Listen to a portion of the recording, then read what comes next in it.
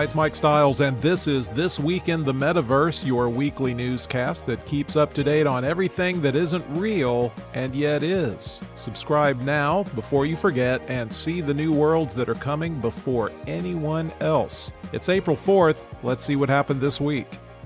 Oh, I hear you. Sure, this Metaverse stuff is interesting, Mike, but won't it turn us all into raving psychopaths? Okay, sure, maybe. In fact, there's some new research that was published in the Journal of Computers and Human Behavior that gives us some insight into how virtual reality can change our sense of reality. Add these words to your glossary: depersonalization and derealization, because that's what the study says happened to the people they studied who played Skyrim using a VR headset as opposed to playing it on a PC. What happens, they think, is feelings of alienation towards oneself and a detachment from reality are induced, which, when you think about it, are hallmarks of a successful virtual reality experience. In VR, the perceived realness of the game's world affected players' experience of the real world. They had no problem finding test subjects. They just ran an ad looking for gamers who felt alienated, and wham, here they came.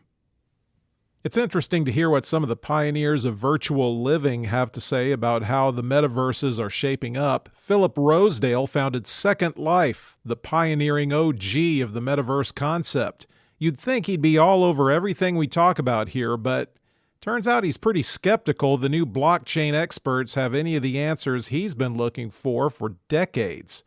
Oh, it gets worse than that.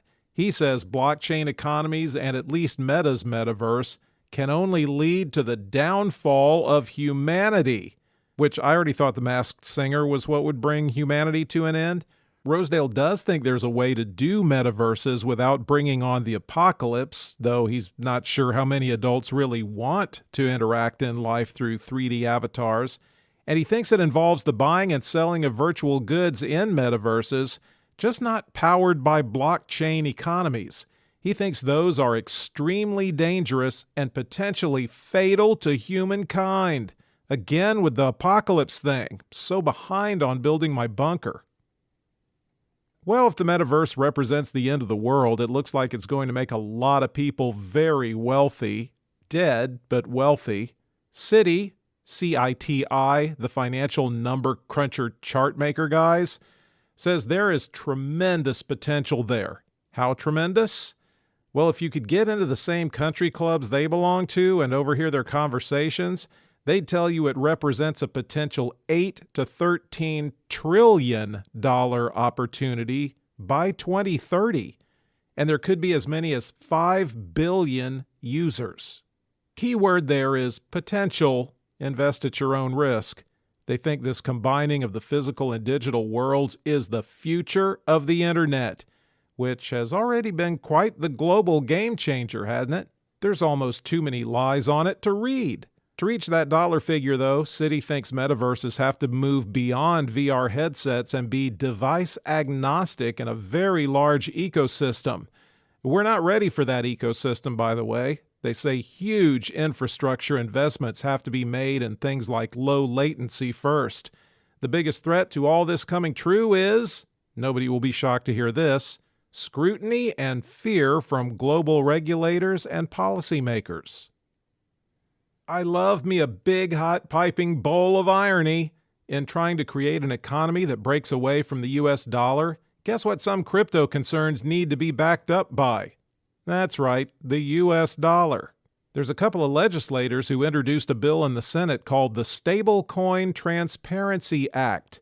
Stablecoins are marketed as digital currency that's backed dollar for dollar with, dollars or some cash equivalent to a dollar, like, a silver dollar?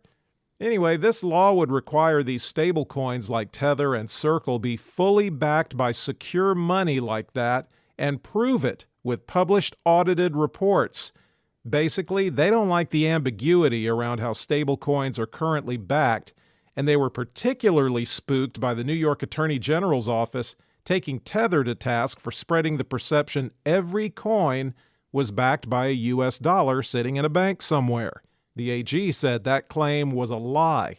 So if for whatever reason there was a run on the digital bank and customers wanted their money, the money might not be there. If you think that doesn't make customers mad, just go rewatch It's a Wonderful Life. Anyway, the politicians are saying you consumers need to be protected, lost little sheep that you are. Speaking of legislation, 2 committees of the European Union Parliament voted to go forward drafting legislation that would take all the privacy out of crypto transactions. That means you couldn't do transactions governments can't connect to you or your organization. Quick crypto history lesson. That was supposed to be one of the main appealing things about crypto, was it would be nobody's business who you pay or what you buy, and transactions would be private and decentralized. But words like private and decentralized give bureaucrats night sweats and acid reflux. Of course, they're doing this not to crush your freedom, but to curtail crime. This is for your own good because, as supporters of the legislation say, criminals thrive where rules allow for confidentiality, secrecy, and anonymity. Obviously, the crypto industry isn't thrilled with this because it imposes new obligations on exchanges to get, verify, and snitch on even non-customers using self-hosted wallets. For instance, Coinbase would have to verify who was sending one of their customers money before they could let them. In a decentralization play, words like "let them" are like nails on a chalkboard. They're going to negotiate the final language with member governments, and a vote could happen as soon as this month.